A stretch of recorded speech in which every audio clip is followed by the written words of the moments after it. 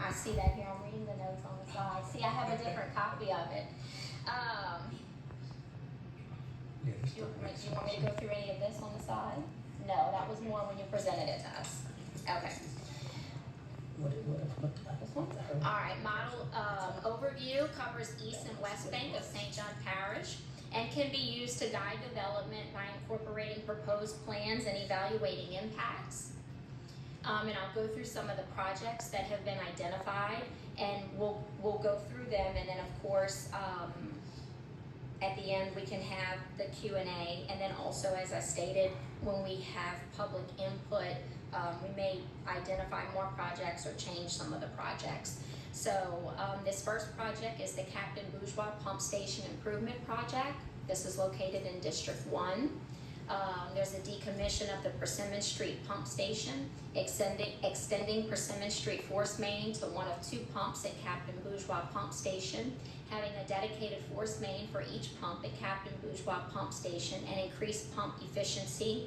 And we are also doing a lot of improvements right now at that pump station. Those of you who have been in that area, you see the improvements that are already being done to this particular pump station, and it looks really good. I don't have the numbers in front of me, but I printed it from the email. I think we went from 8,000 to 12,000 in capacity. I'm looking for Rob. But we've also done a lot of work. So if you haven't had a chance to go in that area, we've done a lot of improvements already. This removes water from the system by discharging to the Mississippi River. So that's going to help us as well. Garyville Pump Station and culvert improvements located in District 2. And you can see a sketch of this project as well. New culverts under Garyville Northern Street at Esperance Street, routing flow west to the parish-owned lateral. New culvert under Highway 54 to increase conveyance and mitigate additional flow routed west. And then we're currently in talks with the Army Corps of Engineers and CPRA to incorporate outfall structure in the Maurepas diversion project and West Shore levee construction project. We know both of those projects are tied together. And in fact, it was mentioned that it's the first time that these mitigation credits are being, or that the Maurepas diversion project is being used as a mitigation credit for West Shore. Hot water canal diversion located in Council District 2, but it benefits Districts 2 and 3. Installing new culverts on the west side. Is that right? Hot water canal to divert flow to airport retention pond and pump station, and then retention pond and additional excavation is complete. Homewood cross drain improvements. We continue to make improvements to this area. This is located in Council District 3. Installing culverts under Airline Highway, and of course new cross drains will reduce the demand on the reserve relief pump station and improve drainage south of Airline Highway. This is an area that experiences a lot of flooding when we have rain events, so it's definitely high priority as well. Tiffany Drive subsurface modeling, and you can see the map there that shows where a lot of this work will take place. It's located in District 4. Installing backflow prevention devices to minimize surcharging in the system, and then subsurface system outlets are submerged during storm events, preventing flow from leaving the system. A lot of what we've seen out there is, a backflow, if you will, and recirculation of water. So we want to again make sure that when we make improvements to one area, we don't create an adverse impact for another area. This project, Riverland Shopping Center, and sometimes we're calling it one thing just to give the general vicinity of it. This is located in Council District 4, but of course this benefits Council District 7. This would be installing a culvert to intercept catchment area that is currently routed under Airline Highway. This area immediately north of Riverland Shopping Center is prone to nuisance flooding, and in the vicinity of St. Charles High School, there's actually a culvert underneath the Riverland Shopping Center that we would have to decommission. I'm not even sure how that was all done a long time ago, but we would decommission that culvert under Riverland Shopping Center and then divert flow into a new box culvert under Airline Highway into Vigner Canal.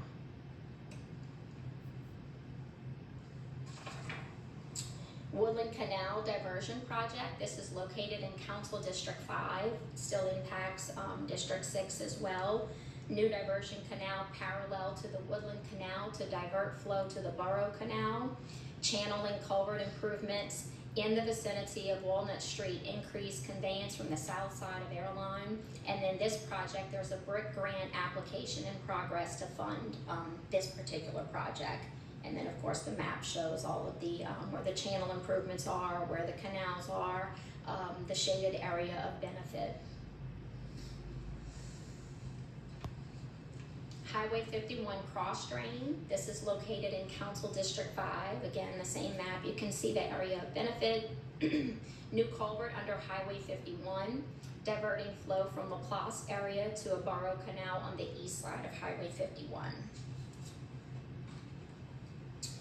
Again, this project is titled Riverlands Estates Drainage Improvements, but that entire area experiences flooding all on Bradford, down West 5th, Hemlock, that area. So this addresses that entire area. Located in Council District 5, stormwater system and ditches were surveyed and modeled. Model results indicate existing system can handle a 25-year event with minimal ponding. System may have debris buildup or damage and collapsed pipes caused by drainage issues. And currently CES, they're a contractor, they're currently tasked with camera investigation into the system to determine if there are any other impediment to the drainage in that area. Vigner Canal Pump Station. The physical location of this is in District 6, however the benefits are Council Districts 4, 5, and 7. This will be closing off canal. Closing off the canal will allow the canal to be pumped down prior to rainfall events, so we can make sure that we have maximum capacity as possible. The additional capacity mitigates the Riverland Shopping Center rerouting. That was another project that we talked about, and so here's an example of a perfect alignment of two projects working together. Lowering canal elevations improves performance of subsurface drainage systems that discharge into the Vigner Canal, and we have pending FEMA. Those are hazard mitigation funds. We have an application to reallocate funds to phase 1 of this project. And in fact, in the Vigner Canal Pump Station, part of the original scope of the project, if you recall, included dredging of Vigner Canal, and we've done that 2 times already. This project is Maidwood Drive, Wellham Loop, subsurface modeling. Those who represent these areas, you know, when we get heavy rain events, we experience flooding in this area. This is located in Council District 6 and 7. They kind of touch each other. Install backflow prevention devices to minimize surcharging in the system. Subsurface system outlets are submerged during storm events, preventing the flow from leaving the system. And then the Vigner Canal Pump Project will benefit the subsurface system by reducing canal levels and allowing more flow to leave the system. And you can see in the map, I'm not sure if you can see it clear on your picture, but we can, maybe there will be a way to blow it up, but it will show more of the details in the map of areas that are of benefit, and just a little bit more details in that map. This is an image of West Bank NRCS canal clearing and snagging. Many of these waterways have already been cleared through grant funds with NRCS, and we continue to address those drainage problems as well.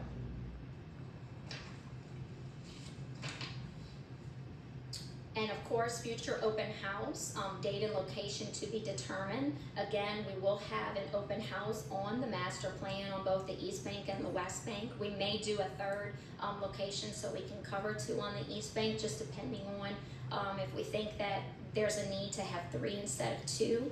But the ultimate goal, of course, is to get as much public input as possible. And it's beneficial for the public to know exactly what we're doing to address these concerns. And commissioning a comprehensive master plan, of course, you want to see the results of commissioning a plan of this size. And so we want to make sure that the public, we're operating in full transparency with the public, that we're being good stewards of doing what it is that we said that we were going to do. So we'll present the Stormwater Master Plan to the public. We shared some creative ideas initially about how to get the public really involved, because we want the public to be involved in this and to know what projects are on the board, and also share with us if there's even though we believe we know where all the hot spots are, we get the calls, but there could just be an isolated situation out there that isn't on the radar for some reason.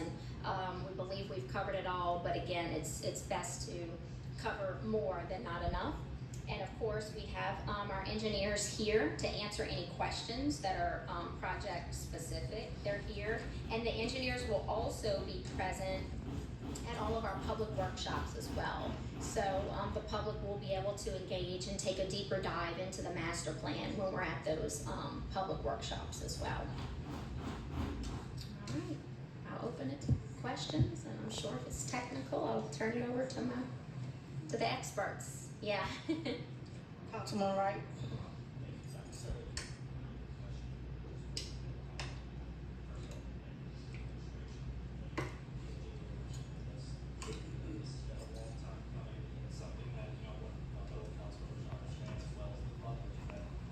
Areas that were identified are not necessarily everything, right? Because of this modeling, we can now do predictive analysis, right?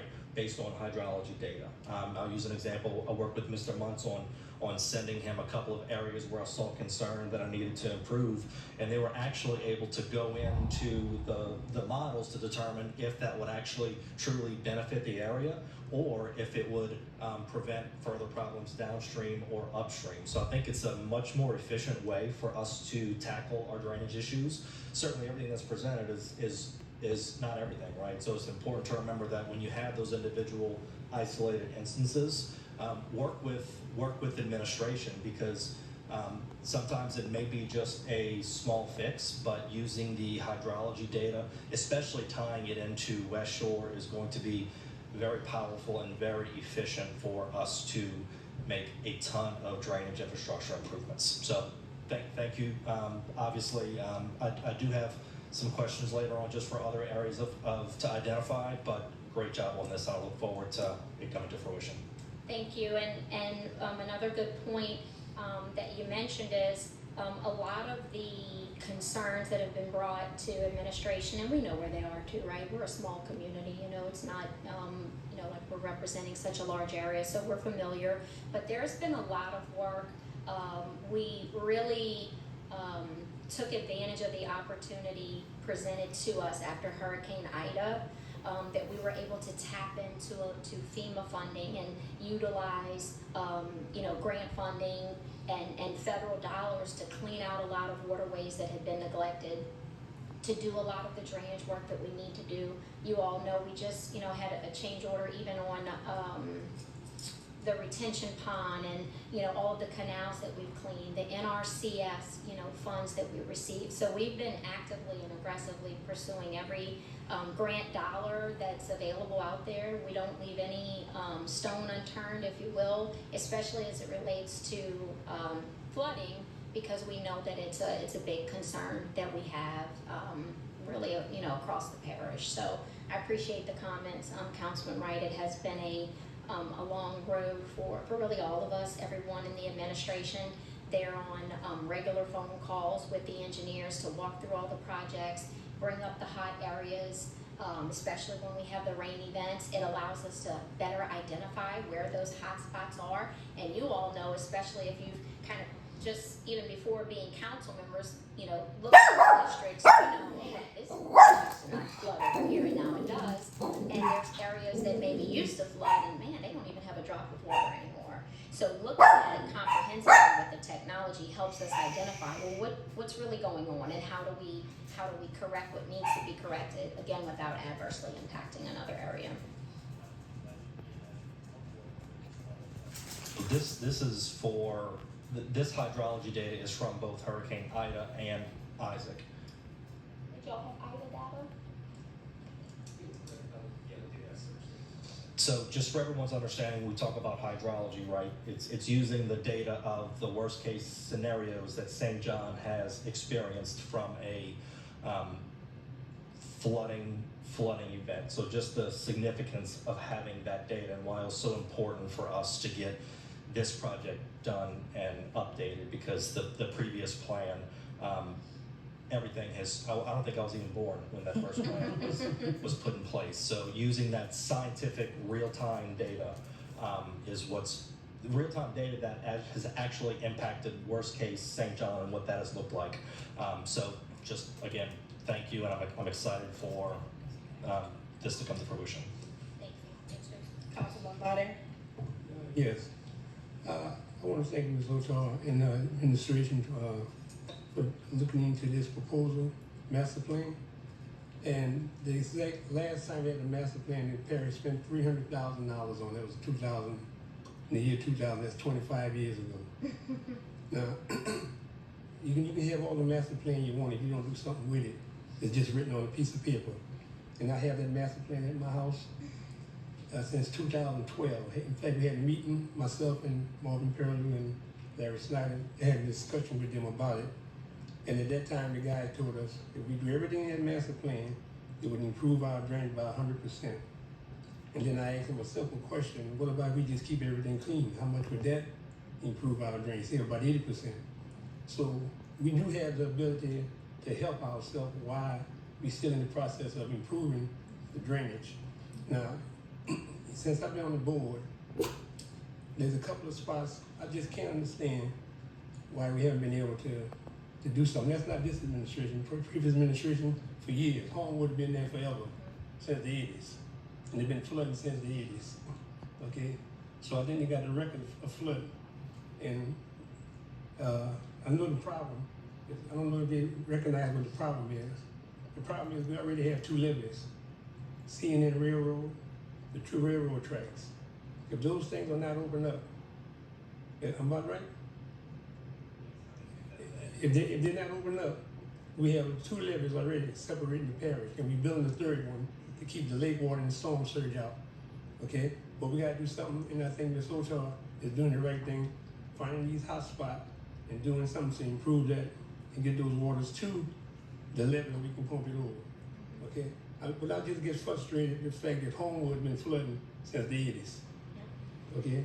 And so that really bugged me every time it rained. I know those people, every time they hear a storm coming, they get worried.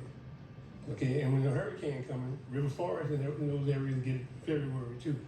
So we have to do something, and I'm glad this administration is doing something. It's been over 25 years before a master plan have been done on this parish. Okay? Now, I hope this one, and it seems as though this one will not just sit on somebody's desk, and things would actually take place and start happening. And, you know, I can't tell the administration how to go about it, but I would take the top 5, because we can't do all this at one time, right? It's step by step.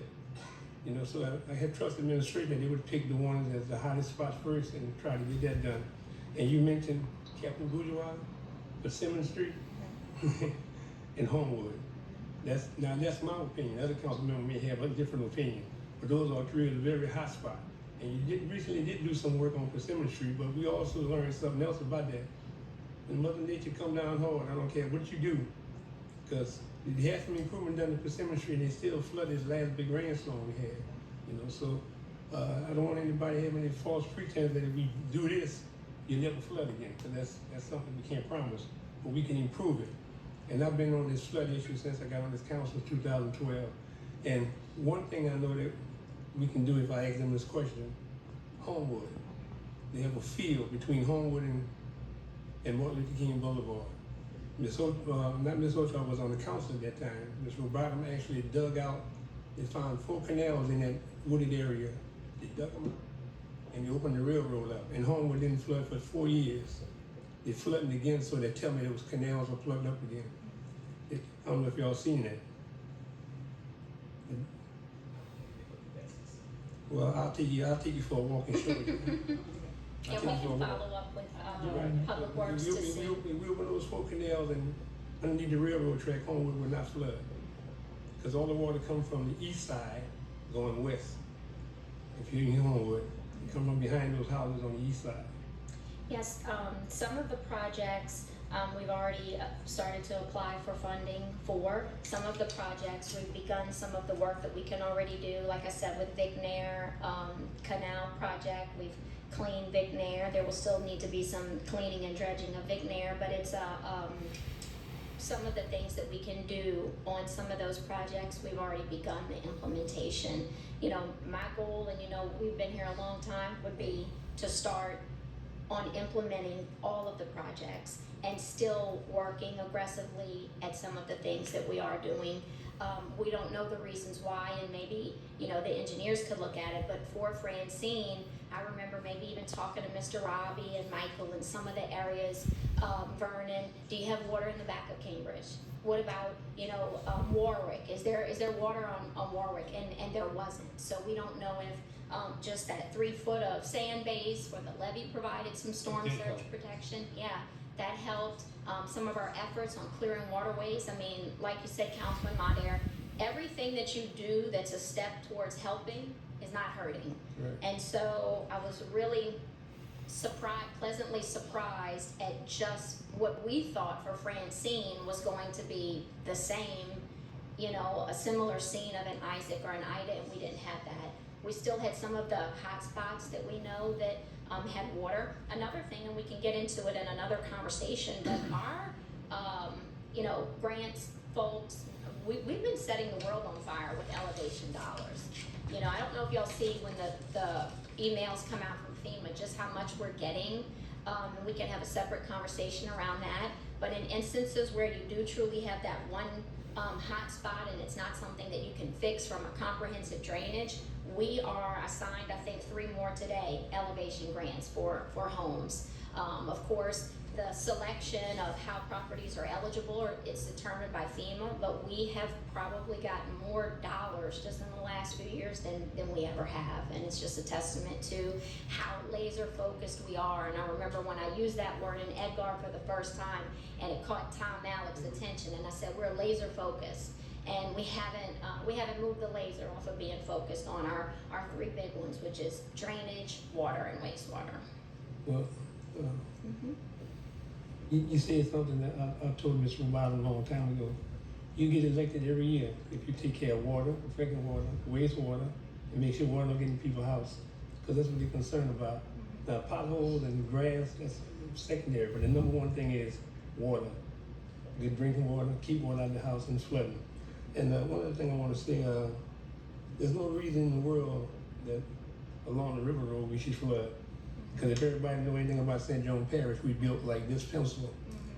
This is Reserve Airline 51. And when I was in school, they told me water run downhill. So if we keep these areas open, we definitely got to make sure the water get over the levee, because if everything opened up on the up end of the parish, it's going down to the Place. So it definitely got to be open. And like I said, I want to thank the administration for being the first one since 2000 to come with a comprehensive plan to help the flooding in St. John Parish, because it's one of the biggest issues we have. Thank you, we're happy to do it. Councilman Akiri. Yes, just like Mr. Marty, I said, thank the administration for all the work we've been doing the last 4 years. I believe that's more than the 3 previous administrations combined. We did 4 years, and we're still doing it. We're getting ready to vote on a contract tonight for some more canal work. One thing that you did mention was Francine. We didn't get the big tidal surge. Now, I do know that the railroad track and back by Lake Pontchartrain got knocked off the bed again. That happened during Isaac and Ida.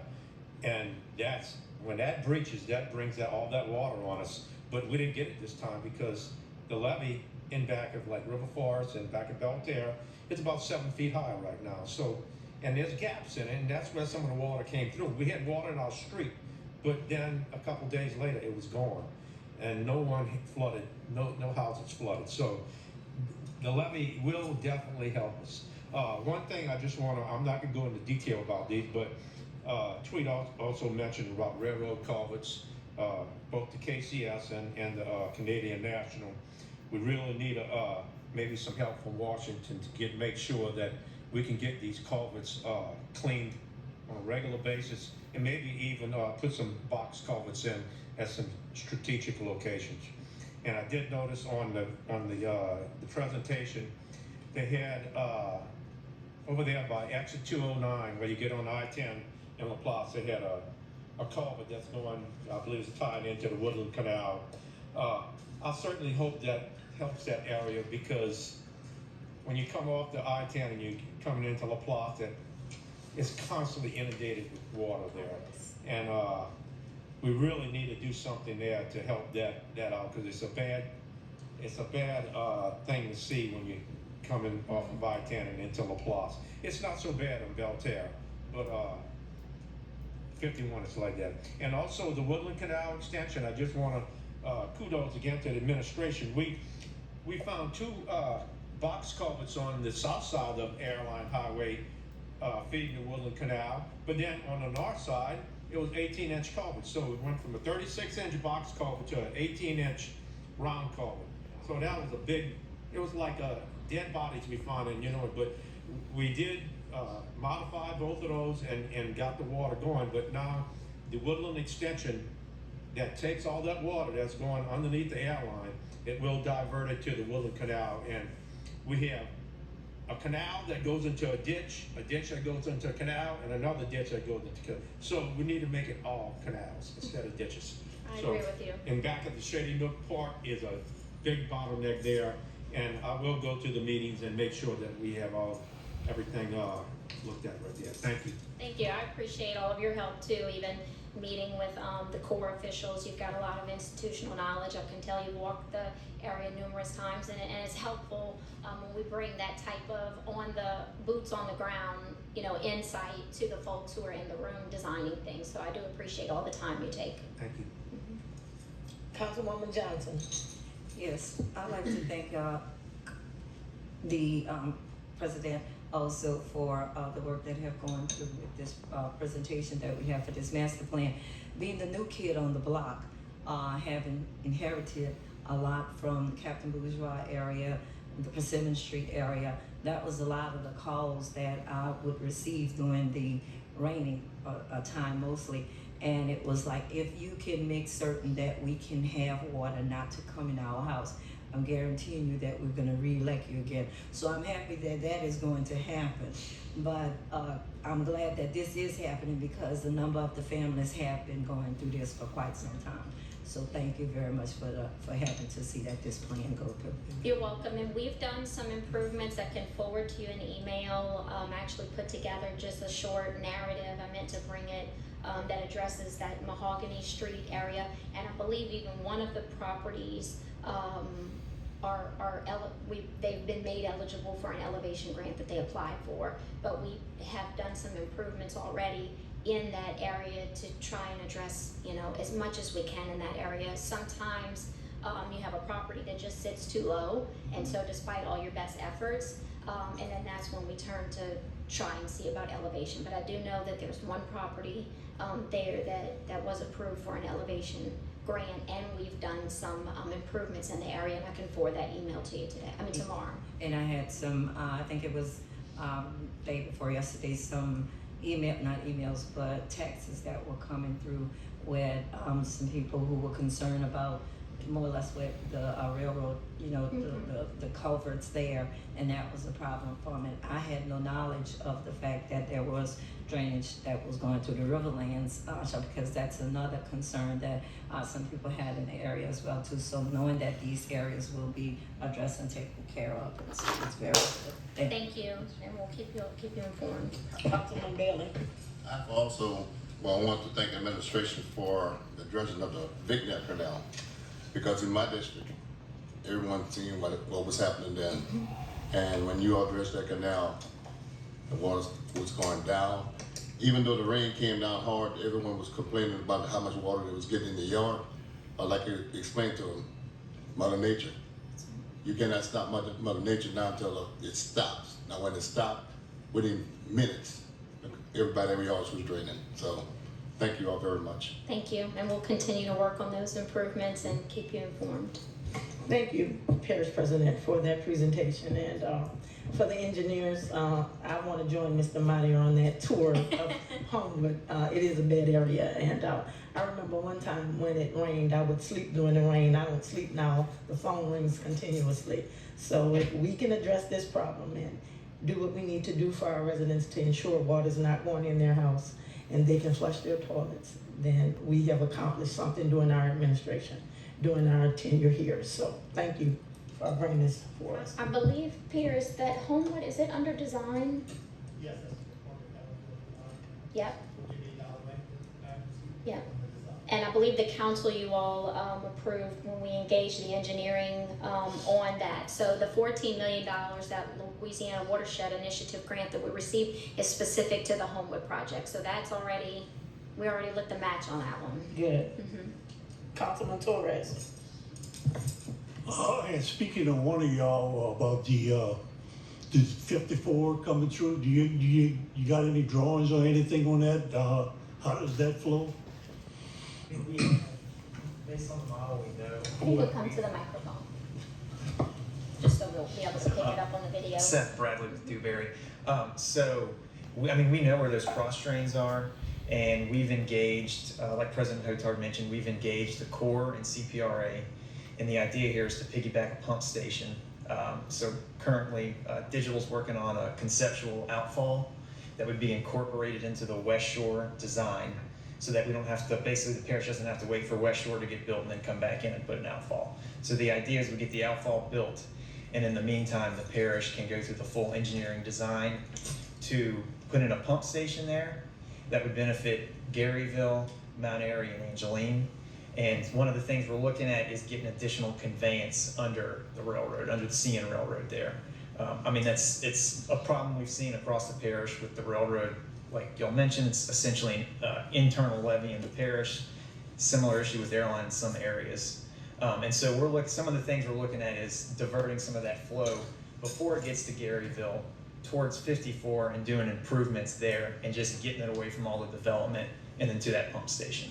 It's just mind-boggling to see you got a 24-inch culvert, and then between the two tracks, 54 and Garyville Northern, you got full box culverts, like nice thing, and then it goes into one culvert going out this way. How they engineer just it don't make sense. And Homewood, when you allow a contractor to come in and buy a hole and dig the hole out and talk about how high the lots are and all, as is Goshen Lane, how that ever got approved. And as long as I'm in the office, I'm gonna check any subdivision or anything to check that, because if somebody would have done any homework back then, I don't think we'd have the problem. The money we just spent in Homewood is mind-boggling, you know. Looking at so we have what's called LiDAR data, which is the updated elevation data that's collected by an airplane. And you can see in that data that Homewood it's a low spot in that area, and so that's all that water pond. That's what I'm saying. Buy a hole, dig it out, and look how hot the thing is in there. And we're paying for it ever since. Councilman And you don't even want to talk about Goshen Lane. Matter. We're gonna, don't go anywhere. Okay. We're gonna get together after this meeting or in the hallway, and we're gonna set up an appointment. I'm gonna take you through Homewood. Okay, and cause I'm not going in the plane. We gonna see it actually on the ground.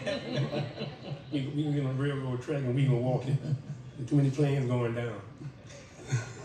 So we're gonna get on that railroad track, and I'm gonna show you exactly where the problem is.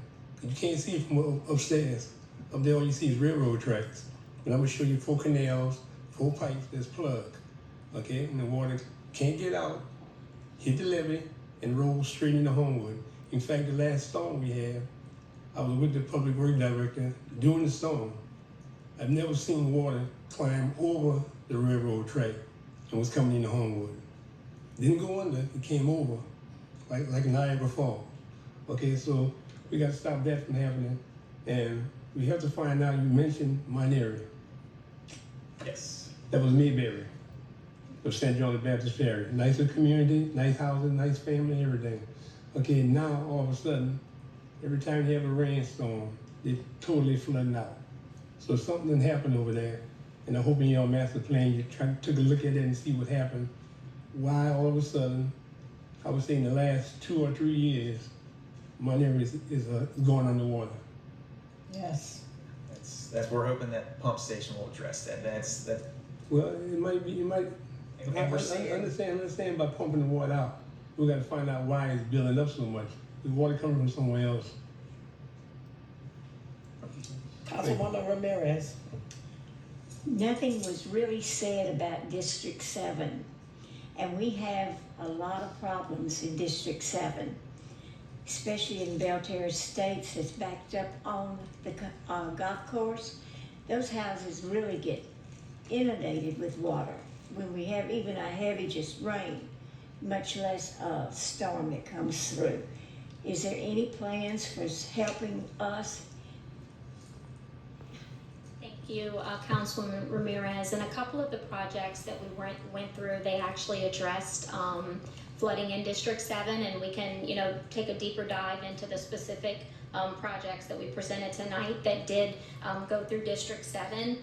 The golf course, we know, if you look back at some of the plans on when all of that was originally developed, the golf course was, it was part of their drainage. That was where all of the water was to go whenever they had some rainwater. I do believe that some of the improvements that are in the plan that are specific to District 7 will assist some of those areas, but we can take a deeper dive into some of those particular hot spots. The most important thing with the golf course is just continuing to work with those individuals to ensure that all of those ponds, if you will, stay clear of debris so that we have additional retention. Thank you, Councilwoman. Thank you, Parish President. That's it. Consent agenda items. Approval of minutes, February 11, 2025.